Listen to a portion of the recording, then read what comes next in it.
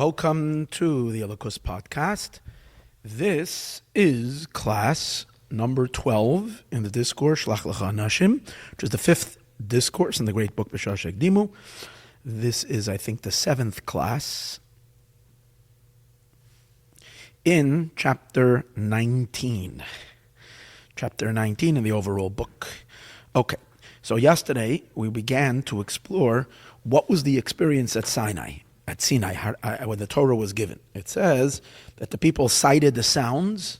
They cited the sounds and they heard the sights. Reuven es Anishma, they saw what is what is usually heard. That's the words of the sages. V'shaimen, and they heard es anira, what is usually seen, which are the sights. So there was some kind of an exchange in the intake, the powers of the soul, our powers to observe and take in information, which generally we have two different inlets, if you might say, for information to enter into our awareness. One is through seeing things and the other one is through hearing things. And we see with our eyes, and more deeper than that, with the power of vision that is in our soul. And we hear with our with our ears, or deeper than that, with the power of hearing that's in our soul. And we were saying that by the giving of the Torah, they saw the sounds and they heard the sights. So he was learning earlier, the Rabbi over here in the Maimer, that means that the powers exchanged. The powers, each one did the function of the other. The power of hearing, saw, and the power of seeing, heard, which is an exchange of the powers. So he was trying to say that is an indication that came as a result of the soul opening up on such a deep level that we experienced our soul together when the powers are still embedded in the soul. And that would be similar to the concept of Esa Spheres Agnuzos, the 10 hidden spheres that are still hidden in the Ein Sof. In the same way as we're giving the same thing we have a resemblance of that in our own soul. The powers of our soul, before they become differentiatable, before they become actualized, then these powers are still within the soul. And in that state, they exist in such a non-assertive or non-descriptive manner in which they can be together, and as a result of that, function kind of. There is an interchange between the functions, an exchange between the functions. So yesterday we learned, he asked a question, but that is more than just the powers all being unified together. That seems to be an illustration of where the powers are going out of themselves completely. The powers are acting opposite of what they should act. You see, when we say the powers are in a state of union and a state of unity, even opposite powers, it means only that they don't clash with each other because they're so in such a fine state, and due to their fineness, they're subtle, and their subtleties allow them to coexist. But here we're not talking about a coexistence. Here we're talking about a flipping over, where each one does an opposite function. That was the question he asked yesterday. So now he's going to try to resolve that and say, no. Really, in truth, the sighting of the sounds and the hearing of the sights is really not a flipping, essentially a changing in the nature of the powers. It's not a complete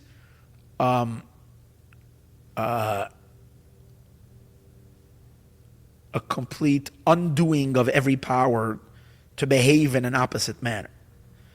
But rather, it basically, what it really is just the power is opening up to function on a much, much deeper level.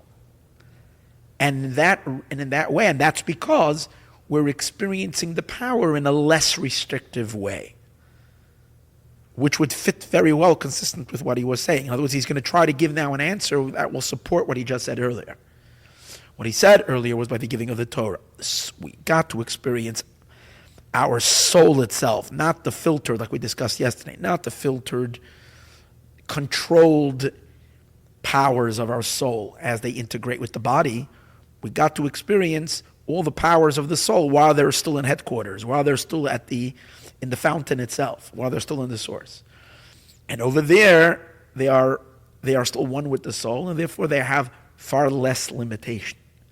It doesn't mean that they're no more that power. For them not to be that power, that would have to be already a higher level. They would cease to exist completely. They are their power, but they're on a much less limited. They're not limited like when they go out and they become very fixed and defined.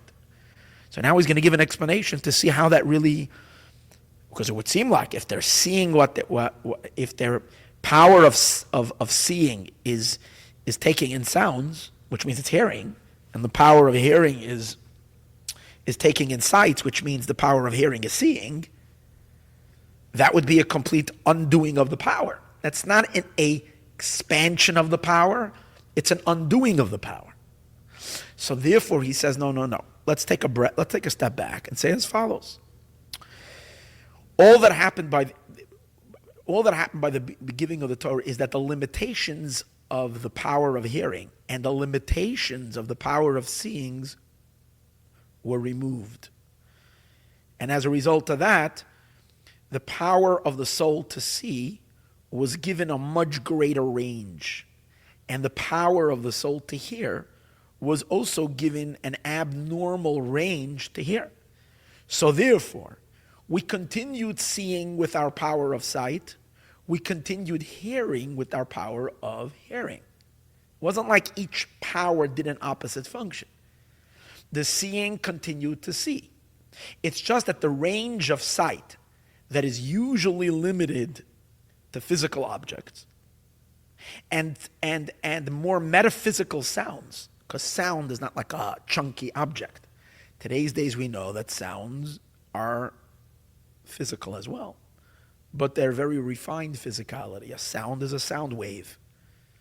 So it's kind of between the physical and the metaphysical. It's a more spiritual type of an element. So usually our power of sight is limited to stuff. We can see things. It has to be a chunkier entity, something that is very, very, very refined and not thick enough and dense enough. We can't see it. Like a sound wave, like sounds. By the giving of the Torah. So what is he saying now? That limitation to the power of seeing is only when the power manifests. In other words, when the power is outside of the soul itself. When the power goes out and emerges outward, like we would say, like the chesed, like we spoke about the 10 attributes, they exist in two levels. They exist when each one comes out to function in their own state, and then they become far more limited and defined. And we explained that then all these powers first are embedded in the soul itself, and then they are one with the soul, and therefore they reflect more the limitlessness of the soul. So we will say the same thing, that the power of vision, because they experienced it at the giving of the Torah, as it is one with the soul itself, it had an expansion, an expanded range, and their vision was now extended to include more spiritual things. So they were able to see the sounds. Same as with their audio. They continued to hear. Their function of hearing remained exactly that. It didn't see. It continued to hear. But the content of what one can take in through the hearing, the range of what, for example, we all know that in our physical range of hearing, there's only a certain frequency we can hear. We know dogs, for instance, can hear dog whistles, but they don't bother us at all because we can't hear them. But for a dog, we know there's supersonic sounds. There are all kinds of sounds that we don't hear. You know, they once did a study in Israel just recently. I was fascinated by it. That there is so much noise going on when you walk by a field, when you go walk by a garden. It's unbelievable. The plants are having massive conversations. There's like The sounds are incredible. The sounds of the trees, the sounds of the grass, the sounds of and like when you mistreat plants or whatever, they shriek. It's like really crazy stuff. I don't know, they did a study in a laboratory in Israel, and they were able to amplify those sounds and bring it into the range of the human ear, and we can actually hear those sounds. You can look it up, and you can actually hear the sounds of plants. It's really freaky. But there is such a thing. So which shows us that our range of hearing is limited. Now, when we say that they heard the sights, what that means is that they continued hearing. It's just that things, let's say a mountain, you can't hear a mountain unless a wind is blowing and it's making a sound like from the trees, whatever. But the mountain you don't hear. You can see a mountain. They stand at Mount Sinai. But who says a mountain doesn't emit sounds? Especially if we know today that everything is made up of neutrons and electrons. Things are moving, and who knows, things might be banging into each other, and there's all kinds of sounds that are outside of by the giving of the Torah. Their sound became so sharp that they were able to hear things. So they heard that if it's the flames, for sure, flames, we know crackle, and but that wouldn't be, obviously it's not talking about the crackling sound of a burning thing, but maybe even maybe fires and flames have a sound as well, in addition to the burning wood that is burning on the flame, but the flame itself makes a noise. So when you hear it, you're hearing the sights. Usually this physical object, you can only see it. Now they were able to hear it. And that would mean, and according to that, it would be perfectly consistent to what we were saying, that when our powers are experienced in a more projected state, like it usually is within our general human function, the range of sight and the range of sound, of audio, of hearing, has a very narrow bandwidth of what we can see and what we can hear. But when these powers are in the soul itself, they don't have such narrow limitations, and they have a far broader scope of each one's function. And that's why at that time we can see and we can hear what otherwise would be not granted to us. So this would be a very good answer, right? And if the Rebbe Rashab would want to just, give us an answer and be satisfied that it worked out what he was saying, then he would stop over here. But he undoes it. In other words, he doesn't accept it because he's thinking even deeper. And he says, no, it's got to be more than that. But let's first take a look. First, let's read, what was it? V'yesh loimer. We can say, again, this is 4 lines into the parentheses that we started yesterday. V'yesh loimer, we can say, in other words, based on the question we were asking, that it seems like by the giving of the Torah, there was an exchange in the powers. The powers acted. Every power did the function of the other power. Which on that he objected and he said, well, that's not supposed to happen when the powers are revealed in their source. They're still supposed to remain in their nature. It's just that they can coexist with each other, but not that they act opposite of them. So in order to answer that, he says, we can say, this was also rak pshitus hatzi or vagbola. That because pshitus means the simplicity of the image and the limitation. When you can see what is usually heard and when you can hear what is usually seen, it means that you're experiencing your sight, your power of seeing and your power of hearing in an unlimited manner. Shadei, and the proof to that is, it's not like they stopped seeing or they stopped hearing. They continued seeing and they continued hearing.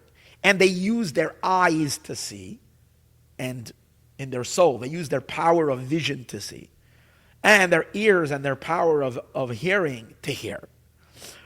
But now they saw on a broader scale. But they experienced these powers not in a manifest state, but these essential powers, meaning the power when it's still in the essence. The kayach hariyah, the kayach hashmiya, of the power of hearing and the power of seeing and the power of hearing. Uma shariya toifes davar gashmi, and therefore, what would be the result of that?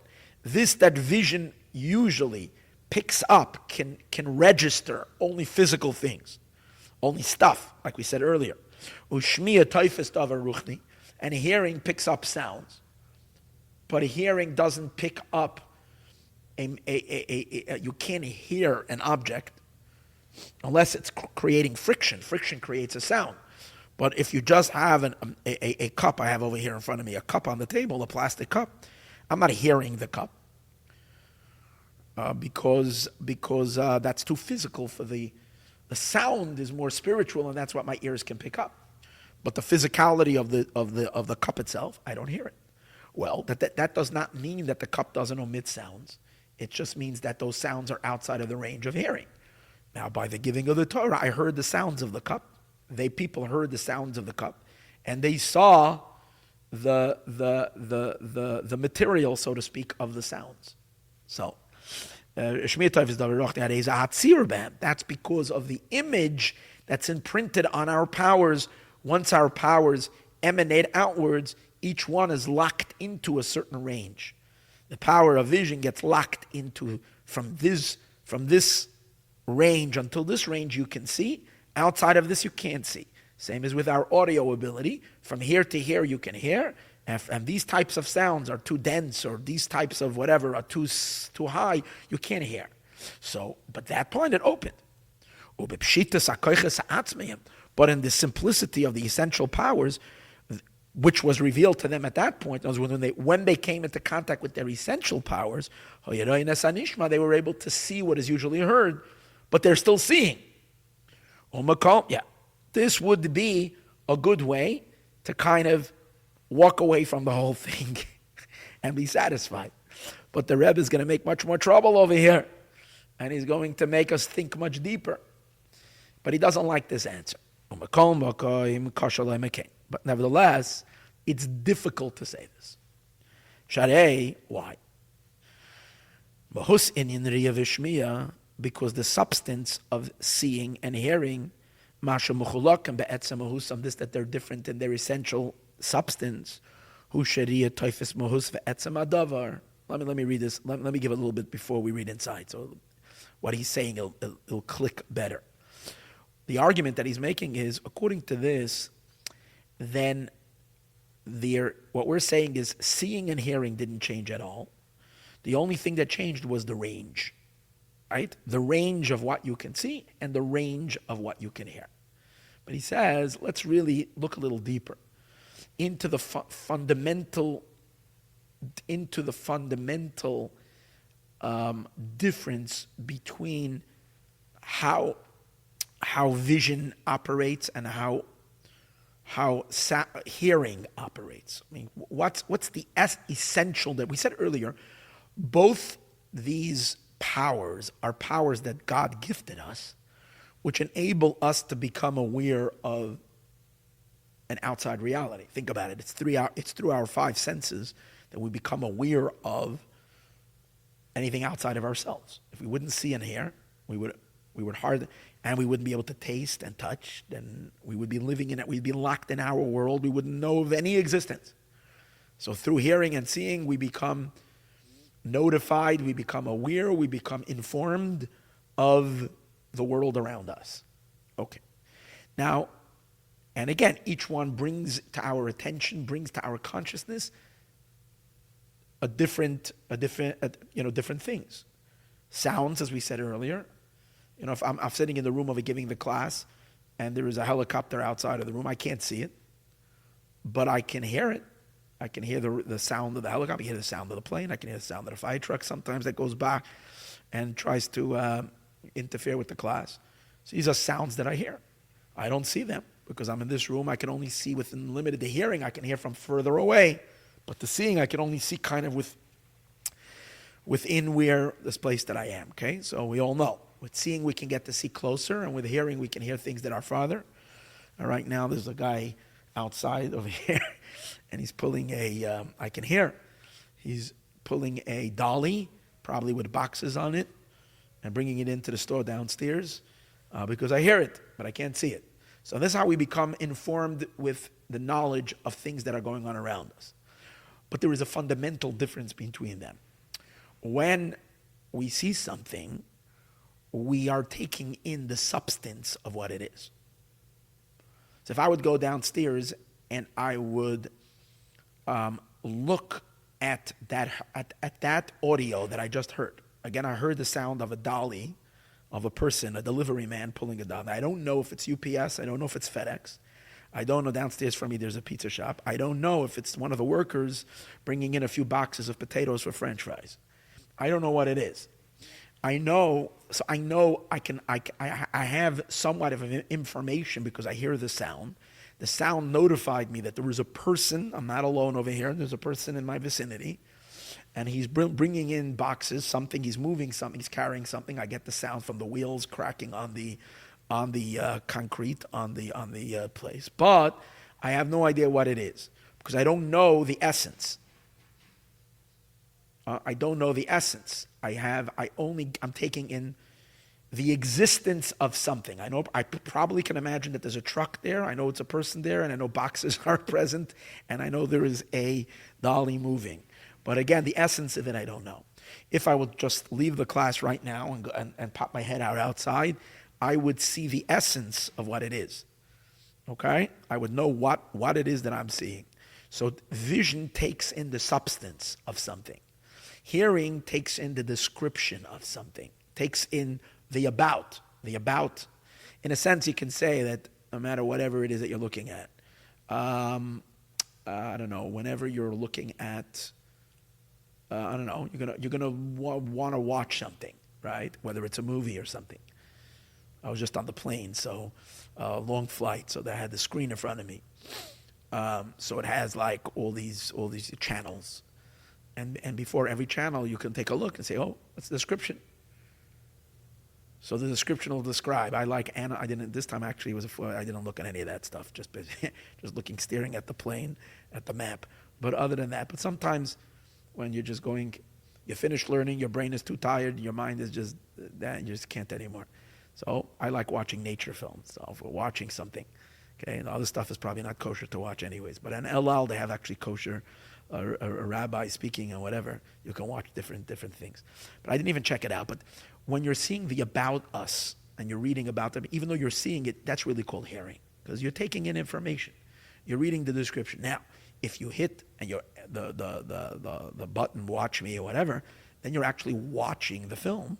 Then you're experiencing the substance. You just in hearing, you're getting a description of it, and the same is with sounds. If you're driving in the car and you start hearing noises, so what do you know? You hear noises coming from the front of your car or so you know there's trouble.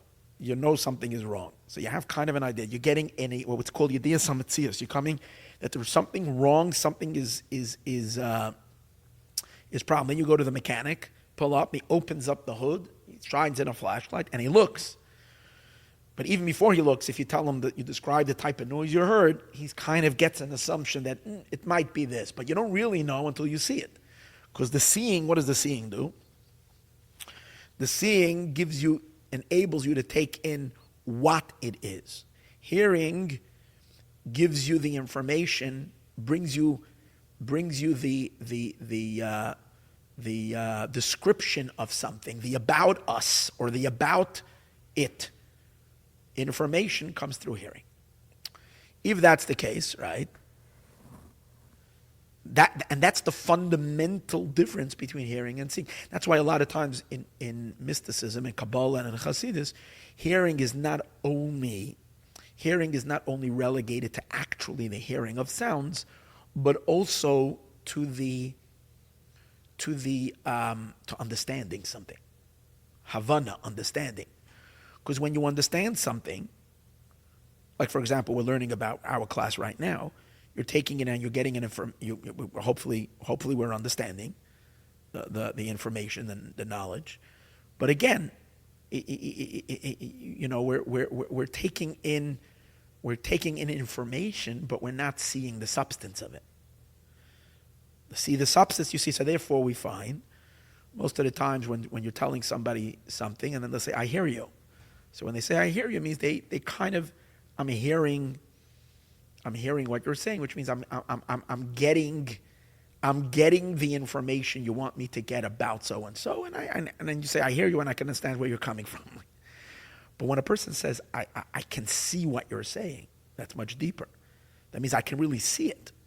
I can see this happening. I can see it. Which means seeing means I'm taking in the very substance of it. I have a visual of it.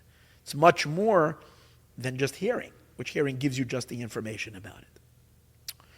So, if we say that that's what hearing and that's what seeing is, and the sages say that at the time of the giving of the Torah, they saw what is heard, what they really mean is much more than just seeing the sounds. Seeing the sounds would mean, as we said earlier, that the range of sight became broader, that they can see something that they can see the substance of the sounds. They can see the substance of the sounds. But what we're really, and that would be correct. Again, he doesn't say this, but this is where I'm making the assumption of why he's insisting that this is what happened.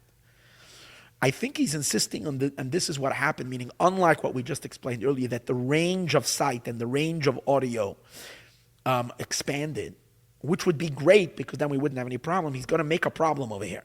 The question is, why is the Rebbe insisting on making a problem? Why is he insisting on challenging himself? And I think the reason is because you're right, if we would just be learning the Torah, the Chumash, scripture itself, and it says, Royen es hakolos, they saw the sounds, then we could have accepted the explanation that we said earlier. Sounds are usually too spiritual and I can't see them. But by the giving of the Torah, I experience my power of vision from a much higher place that I can even see something more spiritual. I can see the sounds. Okay.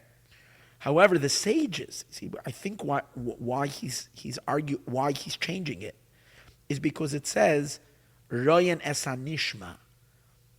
They saw what is heard. And they heard what is seen. By saying Royen es hanishma, the sages want to give you something more fundamental happened over here.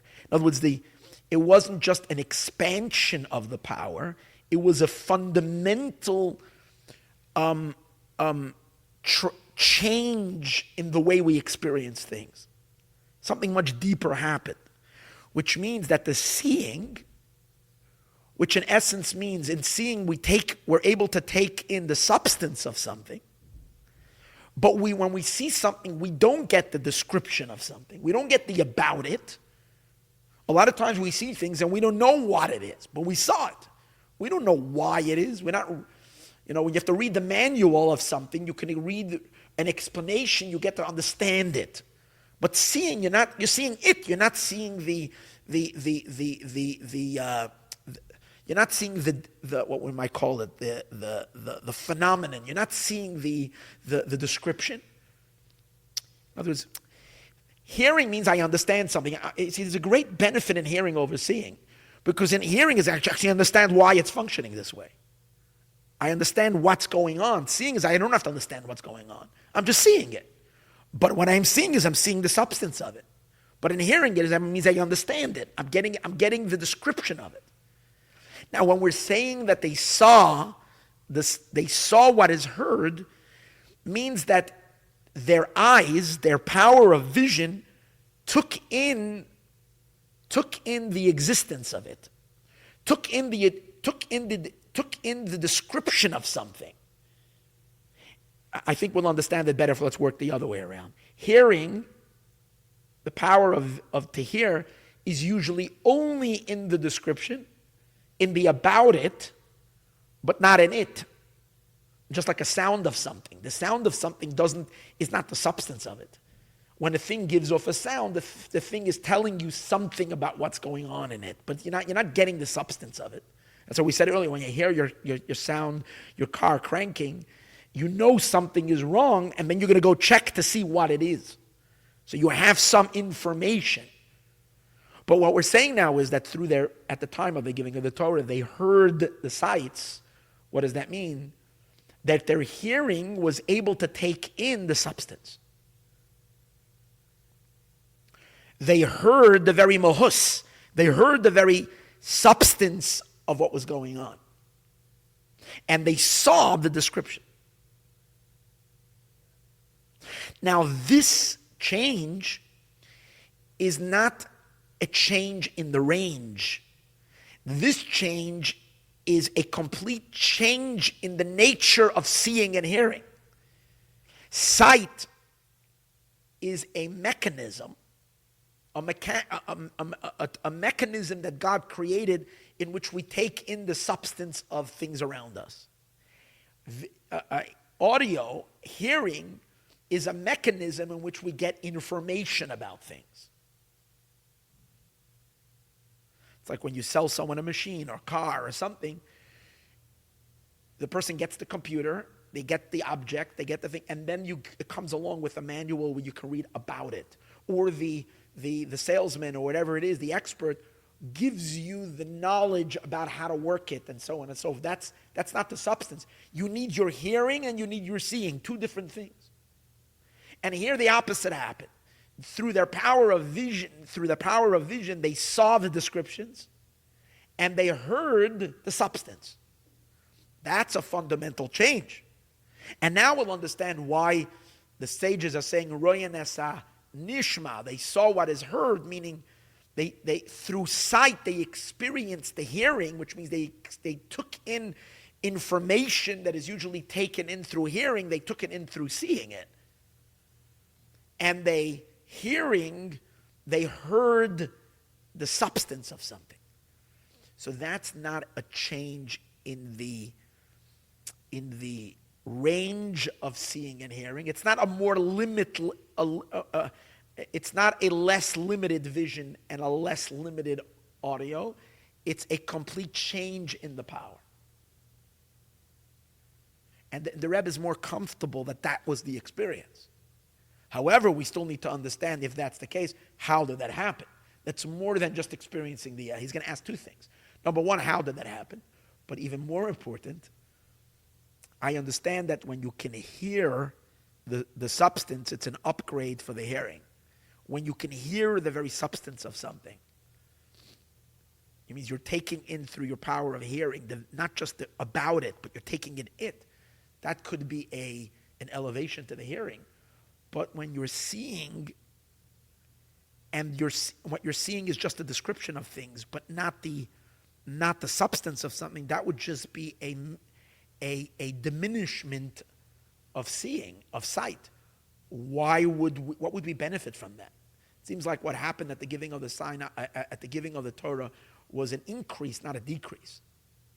So he's going to ask that question, but let's read it inside. And it is hard to say so. The substance of seeing and the substance of hearing, this that their difference in their essential, the substance seeing grabs and takes hold of the substance of something. Ushmiya and hearing, toifes grabs only the existence of something. And that's the reason why. These powers, when they do come down into vessels, it's interesting. We're saying, we really have to end over here because I'm going over time. I'm just going to say the last point so that we can just pick up easier tomorrow. This idea that sight in essence is meant to connect us to the substance of something, and hearing is meant to bring us description about something. Now, by the way, you'll say, but if I can already see something, why do I have to hear it? The answer is that to see the substance, I can only see things that are closer to me. Things that are far, like we said earlier, I'm in this room, I can't hear what's happening outside far away or blocked by the wall or something that I can hear, which means that the hearing is beneficial because in hearing, I can become aware of things that exist on a more distant level. Like we said, more spiritual things I can hear about. For example, the entire spiritual world, I can't see spiritual, I can't see godly, I can't see angels, but I can hear about them and understand them. and learn about them, even though I can't see them. So hearing takes us to a greater, farther place. And sight is more narrower, things that are closer to us. Right? So each one has a benefit. But this will also explain what he's saying right now, is that the reason why sight picks up physical things and hearing picks up spiritual things is related to the essential character of seeing and hearing. Since seeing connects us to the substance of something, and since we are physical people, we can only we're able to take in physicality through seeing. But spirituality we can't take in through seeing, we can only hear about because it's farther than us. Being that we're physical beings, so we're close to the physical world. So in the physical world, we can actually connect to things in their essence. But of the more spiritual nature, we can only hear about it. Okay. This needs, I'm sorry, I'm going way over time. This needs some more clarification. I told you this is be really abstract stuff in these classes, but Be'ez Hashem, we're going to work it through 1 or 2 more classes, and all of this is going to come to, hopefully, to be very, very clarified. Meanwhile, let Mashiach be here today.